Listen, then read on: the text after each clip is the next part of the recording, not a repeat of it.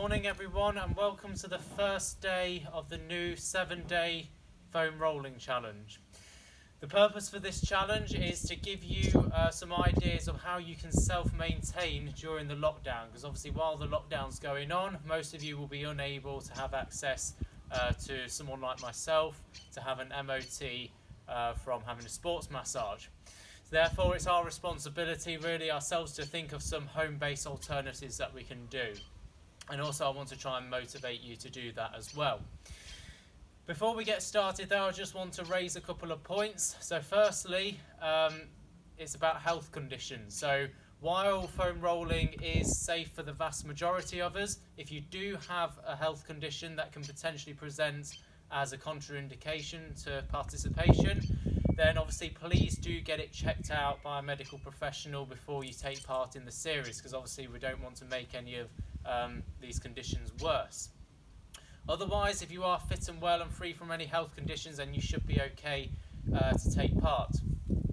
The second thing I also wanted to mention is the fact that we shouldn't really be using foam rolling or sports massage for that matter in isolation on its own in order to treat injuries. Because of course injuries don't happen by magic. There's always a cause for an injury to occur, and usually that is a lack of strength in some area of the body. So it's not just like these simplistic excuses that people often come out with, saying, oh, it's just my age, or I've just done too much this week or something. That's too simplistic, you know, because say for example if your calves are hurting, then why is it your calves? Why not somewhere else in the body? And why is it on one side more than the other? So there's always a reason that has to be identified, and usually, as I say, that is a lack of strength. So we want to sort of veer away from this symptoms-based treatment that a lot of people opt for, and even some practitioners do sort of symptoms-based treatment as opposed to isolating the cause, which is something I find sort of deeply frustrating. So while, of course, sports massage foam rolling is very beneficial, it does have some very important benefits, it shouldn't be used in isolation. So I would obviously start by directing you to my 30-day strength challenge that I did recently, or of course if you do have a specific ailment, you can feel free to contact me. However, this is sort of really aimed at people who are a bit more biomechanically efficient. They're putting more effort into their sort of strength, and it's just really for general MOT, because even if we are you know, very biomechanically balanced and very disciplined with our strength and conditioning, we're still going to tighten up from time to time. Hopefully not as often, but we still obviously will need those MOTs every now and then. So that's really what this is aiming at, and I hope that makes sense to you all.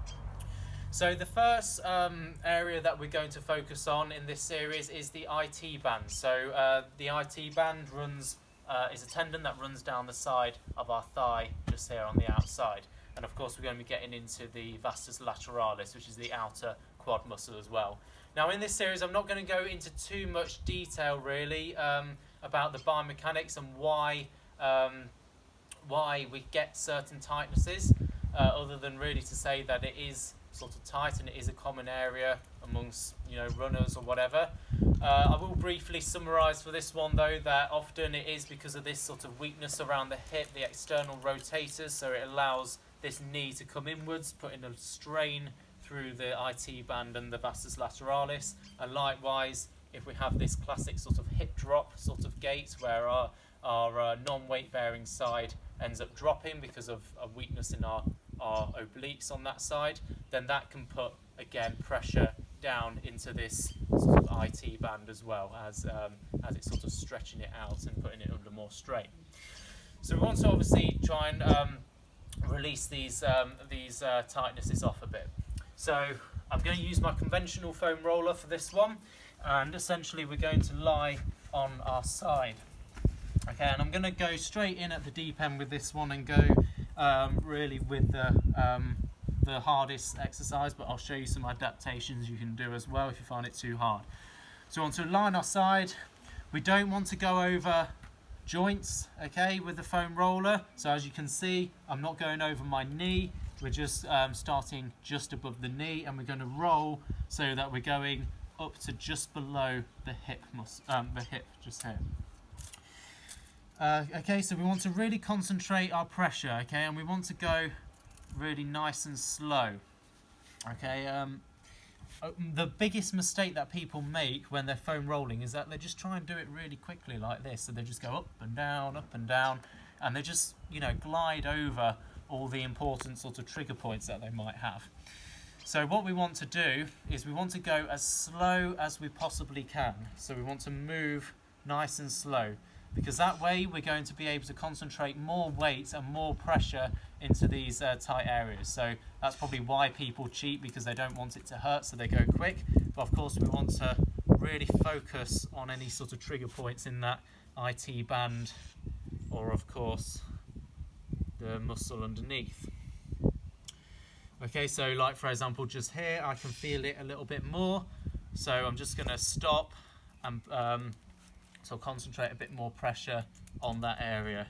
And of course you can just sort of wiggle it about up and down, just very small movements if you do find that trigger point, until of course it starts to release off, and then you can start moving again. Okay, so we want it to be nice and slow so we can address those trigger points and we're not going to miss any by just gliding over them. If that is too difficult, then of course you can put one leg down just here. I imagine it will be quite tight in a lot of you, so a lot of you will probably have to resort to this. I would hope though that most people would sort of have the aim of progressing up to this one, because we want to obviously make sure that our IT bands aren't really sensitive all the while, and obviously this is a more effective way of releasing it off. Okay, so we want to be nice and slow, and obviously we'll do both sides as well. As to how long we should do it for, well, you know, how long's a piece of string really? I mean, obviously do it to the point where you get a benefit, and hopefully you can start to have it, feel it sort of releasing off a little bit and the pain starts to reduce. You don't have to go excessive though, okay? So you can, I would say no more than about 5 minutes on each side. So you're doing 10 minutes all in all. Okay, so we don't want to sort of damage the muscles too much, okay? Just do it sort of little and often. One thing I would say as well, don't foam roll the same muscle group every day, okay? I would leave at least 48 hours, because obviously we are doing 7 days consecutively, but we are going to be focusing on a different muscle group on each of those days. So we're not going to be doing the same area 2 days consecutively. The last thing I wanted to mention is a prize draw that I'm doing. So this is to win a free £10 gift voucher at the end of the 7 days. So I'll be drawing this alongside the 30-day challenge draw next Monday, which is the 25th of May. So in order to be entered for this, then you have to take part in all of the days, so consecutively from now until this Sunday. You have to like my Facebook page if you haven't done already. If you're watching this, I imagine you probably have. You have to like each of the daily posts. So every time I put a video up, you have to like it. You have to comment on that post to tell me how you got on. You know, it doesn't have to be an essay or anything. Just, you know, tell me if you found it easy, hard, whatever, something like that. And then within that comment, tag at least one of your friends on each day in order to encourage them to take up the challenge as well. So 7 people altogether, so it's a different person each time. So just to recap, like my Facebook page, like each daily post, comment on each daily post, and also tag someone in that comment as well. Keep sharing it around. Let's try and really motivate each other, because obviously it is difficult at the minute to find the motivation when we can't exercise together. So let's use social media in order to try and bring everyone together a bit more. Okay, take care, and I'll see you tomorrow for day 2.